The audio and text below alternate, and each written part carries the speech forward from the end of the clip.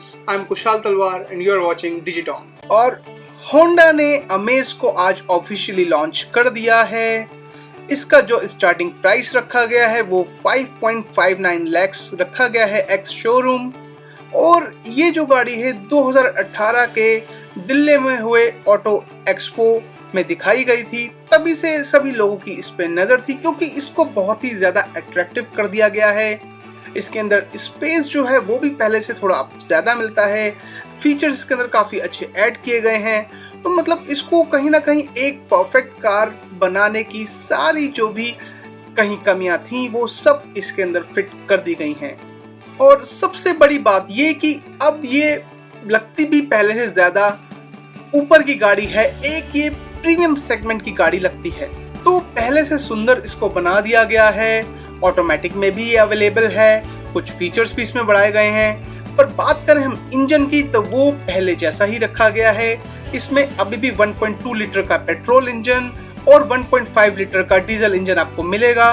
1.5 litre का जो diesel engine है वो सेम होंडा सिटी और जेड जैसा है, और ये जो है ये 100 PS और 200 Nm टॉर्क को जनरेट करने की ताकत रखता है। पेट्रोल इंजन जो है वो 90 PS और 110 Nm के टॉर्क को जनरेट करने की पावर रखता है। और इसका जो प्रोडक्शन होगा वो राजस्थान में होगा। कंपनी ने इसकी बुकिंग्स तो पहले से ही लेना शुरू कर दिया था। तो अब बात करते हैं इसके कुछ नए चेंजेस की में सबसे पहले बात करेंगे इसके पूरे जो है एक लुक की। तो कहीं ना कहीं इसका जो डिज़ाइन है वो होंडा सिटी से ऐसा लगता है कि थोड़ा सा इंस्पायर होके कंपनी ने इसको होंडा सिटी और होंडा सिविक दोनों का तालमेल बिठाते हुए इसको डिज़ाइन दिया है नया। इंटीरियर्स इसके लगभग बिल्कुल नए हैं और डैशबोर्ड का डिज़ाइन भी एकदम नया है। और इसमें आपको ऑटोमेटिक के ऑप्शंस भी मिल रहे हैं, पेट्रोल और डीजल दोनों ही इंजन्स में।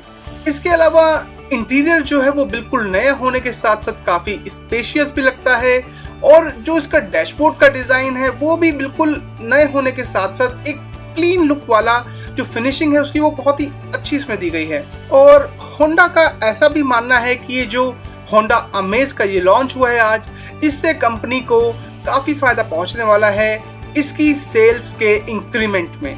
तो ये जो है काफ़ी सारी इसके अंदर चीज़ें हैं जो कि इसको एक परफेक्ट कार लगभग बनाने की राह पर है। और होंडा की कार्स की मेंटेनेंस भी लो मानी ही जाती है। ये जो है एक जापानीज ब्रांड है और जापानीज कार्स की भी काफ़ी प्रेज होती है।